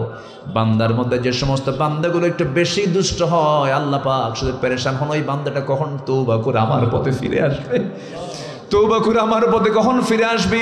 যখন কোনো বান্দা তওবা করে আল্লাহর পথে ফিরে আসে, 1 পা গায়, আল্লাহ তার দিকে 10 পা গান। বান্দা হেঁটে হেঁটে আসে, আল্লাহ তার দিকে দৌড়ায় দৌড়ায় যান। আল্লাহু আকবার বলেন। আল্লাহর টার্গেট হলো বান্দাকে কি দেওয়া? জাহান্নাম দেওয়া না জান্নাত দেওয়া? বলেন বলেন বলেন, কি দেওয়া? জান্নাত। তওবা করব কার কাছে? আল্লাহর কাছে।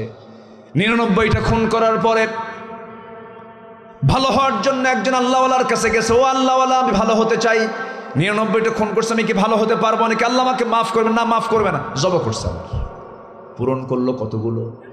100টা। এরপর অনুশোচনা হলো, আরেকজন বান্দার কাছে গিয়ে বলল, ভাই আমি তো এতগুলো মার্ডার করে ফেলছি, আমি কি বাঁচবো নাকি? আমি কি আল্লাহর কাছে মাফ পাবো নাকি? হ্যাঁ পাবে। তুমি এলাকায় থাকো না, ওই এলাকায় ভালো মানুষের বসবাস আছে। সহিহ হাদিস, এটা একদম বুখারীর হাদিস। যাও তুমি ওই জনপদে চলে যাও। ইখলাসের সাথে তওবা করে নিল, রওনা হলো, মাঝপথে দুনিয়া থেকে বিদায় হয়ে গেল। আযাবের ফেরেশতা কি? আযাবের ফেরেশতা হাজির হলো, আবার ভালো ফেরেশতা হাজির হলো, রহমতের ফেরেশতা হাজির হলো, জান্নাতের ফেরেশতা জাহান্নামের ফেরেশতা হাজির হয়ে গেছে। সামনে দুজন বাকবিতণ্ডা শুরু করে দিয়েছে, বলতেছে এটা আমার, বলতেছে এটা আমার।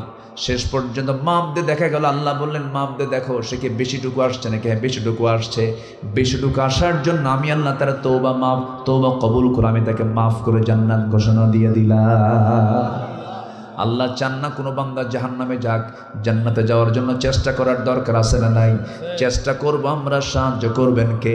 ওয়াল্লাযীনা জাহাদু ফীনা লানাহদিয়ান্নাহুম সুবুলানা। আমার পথে যে আসার জন্য চেষ্টা করে, সাবিল এক বচন, সুবুল বহু বচন, আমি তার জন্য একটা রাস্তা নয় অসংখ্য রাস্তা আমি তার জন্য খুলে দেই। আল্লাহু আকবার বলেন। তওবা করব কার কাছে? আল্লাহর কাছে। নাম্বার 11 হলো জান্নাতে যাওয়ার জন্য 15 কাজ। নাম্বার 11 হলো আল্লাহর পথে জিহাদ করা।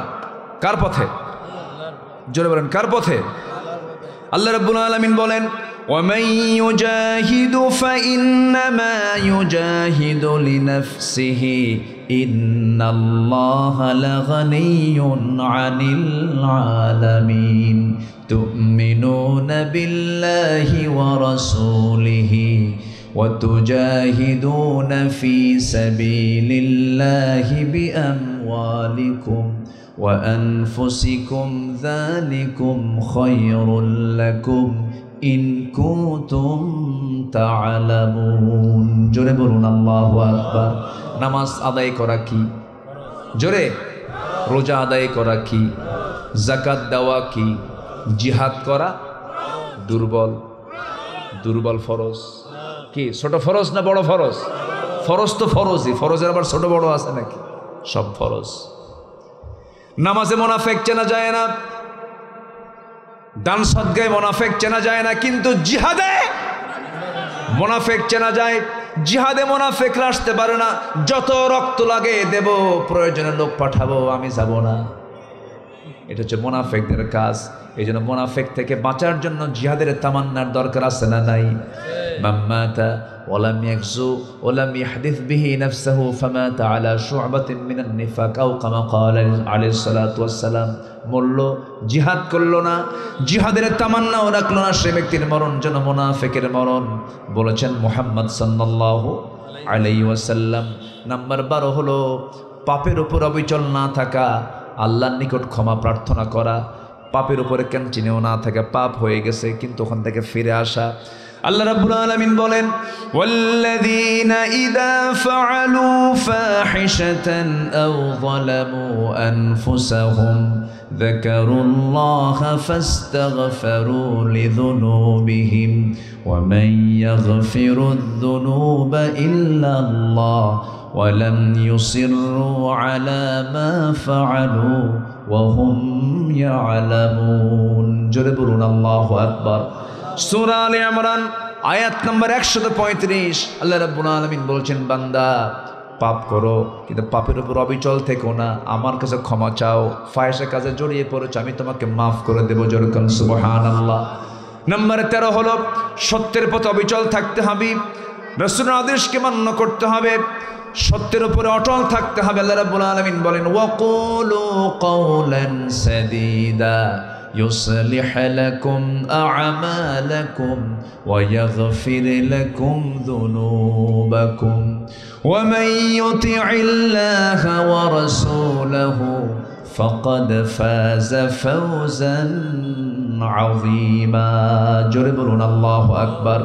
নাম্বার 14 হলো জান্নাতে যাওয়ার 15টা কাজ, এর মধ্যে 14 নাম্বার কাজ হলো আল্লাহর জন্য মুমিনদের মাঝে পরস্পর সুন্দর সম্পর্ক স্থাপন করতে হবে। আমরা ইমানদার যারা ইমানের দাবি করব, পরস্পরের শত্রু থাকবো না, বন্ধু হব। বলেন বলেন বলেন, শত্রুতা না বন্ধুত্ব? শত্রুতা না বন্ধুত্ব? এই বন্ধুত্বের প্রাচীর যত মজবুত হবে, দিন কায়েমের পথ তত কঠিন হবে না সহজ হবে? বলেন, সহজ হয়ে যাবে।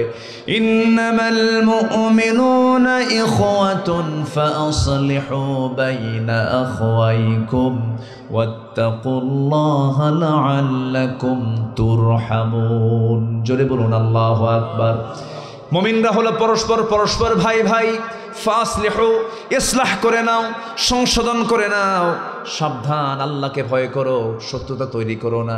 লাআল্লাকুম তুরহামুন, রহমত পাবে। যেরকম সুবহানাল্লাহ। ভ্রাতৃত্বের বন্ধন মজবুত দরকার না দুর্বল দরকার? কিন্তু দুঃখজনক হলো সত্য, আজকে মুসলমানদের মাঝে ভ্রাতৃত্ব মজবুত না দুর্বল? ফিলিস্তিন মোড়ে শেষ হয়ে যাচ্ছে, কেউ কিছু কয় না। কাশ্মীর মোড়ে শেষ হচ্ছে, কেউ কিছু বলে না।